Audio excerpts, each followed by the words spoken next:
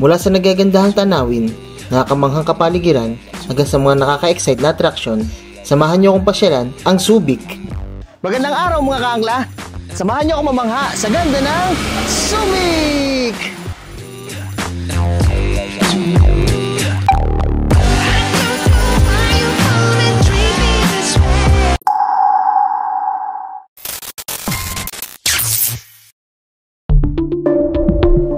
Ang Subic ay makikita sa kanlurang bahagi ng Pilipinas at ang unang nakadiskubre dito ay ang Espanyol na mananakop na si Juan de Salcedo noong 1542. At alam nyo ba na ang unang pangalan ng Subic ay Ubic na ang ibig sabihin ay Pillowhead.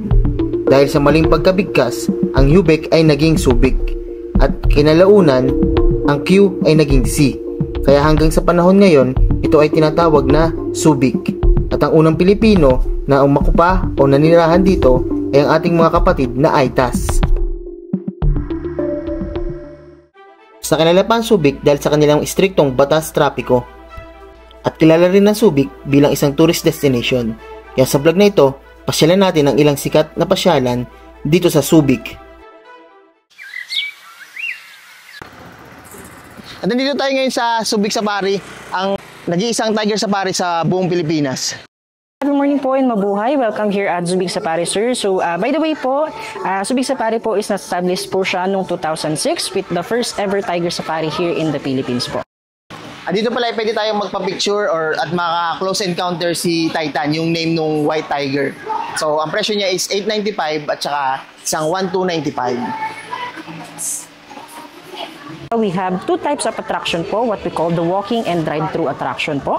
So for the first part of your tour, we have the Subic Park po. So dito po is more on domesticated and farm animals po with our exotic birds. Nandito tayo ngayon sa kulungan ng mga tortoise. So pwede tayong pumasok at pwede natin silang pakainin.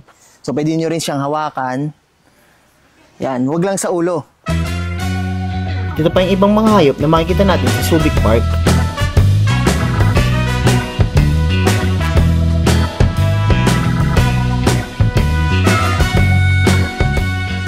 And then next po dyan would be our Serpentarium. So dito po, papasukin niyo po yung mga bunkers natin and ang nakalagay po dyan is more on reptiles and snakes po. And don't worry naman po, non-venomous po ang mga snakes po natin. And then we also have our animal show at 10:30 po this morning. And then kapag na-miss nyo naman po siya, we also have an animal show po by 1:30 po. And then, sir, next attraction po dyan is what we call the drive-through attraction po. So bali, ito po kasi sir, yung 3 highlights ng tour nyo po is magkakalayo po siya. Hindi po siya kayang lakarin kasi ang Subic Safari po is 25 hectares. So dito po, for the first part of your tour or what we call the drive-through attraction, along the way po may makikita po kayong animals na nakalagay po sa enclosure natin. First part of your tour po, we had the lion close encounter. Nandito pala tayo ngayon sa lion close encounter. So ngayon experience naman natin yung mga lion na makikita natin doon sa loob. So meron tayo doon sir, mga lioness, lions. We also have our liger. Dito pala makakita din tayo ng isang liger. So yung liger is crossbreed siya ng lion and tiger. So tingnan natin dito.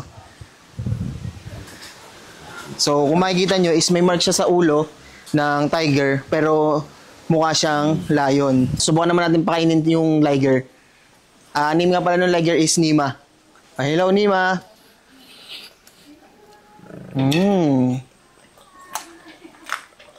And then we also have our tiger named Carla with our tiger cubs po. So ayan, dito pala meron pala sila dito mga baby tiger. Name is Paul and Summer. So ayan, dito na yan pinanganak sa safari.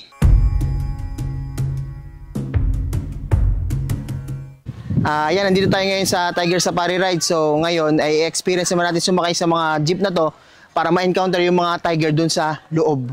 So for the Tiger Safari Ride, sir, that is the highlight of your tour. Dito naman po, reverse scenario po siya. Instead of our animals po ang nakalagay sa enclosure, kayo naman po ay itatransfer namin sa aming mga customized safari jeep. Papasukin niyo po yung hunting ground ng mga tigers po natin. So dito na, and then last sir, attraction niyo po, we have the Croco Loco po. Under po dyan would be the 70 to 90 heads of our freshwater and saltwater crocodile po. Dito ay makikita natin ang marami nilang crocodile. So ngayon ay susubukan natin silang pakainin.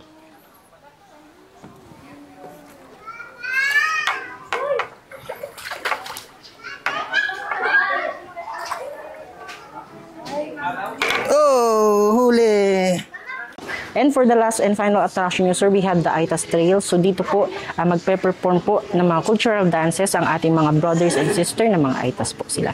And then, ang included po sa fee natin is yung buong attraction po, pero ang excluded lang po dyan is yung mga feeding po and photo. So bali, dun na po siya sa site, babayaran po if you want to avail po with them.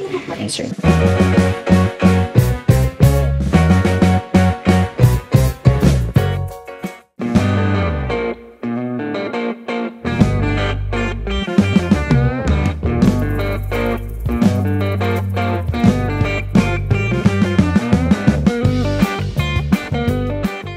Nandito na tayo ngayon sa pangalawa nating pasyalan. So, let's experience and explore sa pag-ikot natin dito sa Ocean Adventure.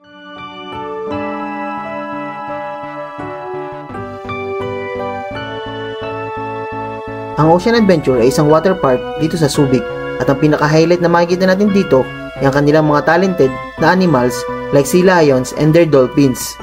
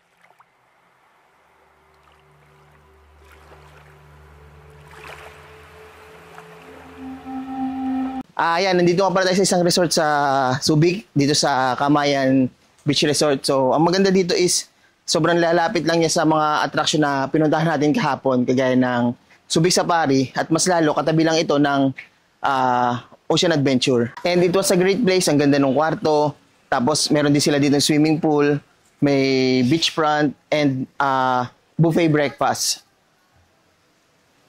Sana nag-enjoy at benefits kayo sa video ito. Kung bago ka pa sa akin channel, please like this video and subscribe. This is King Barry Travel Stories. See you sa next vlog. Thank you. Bye!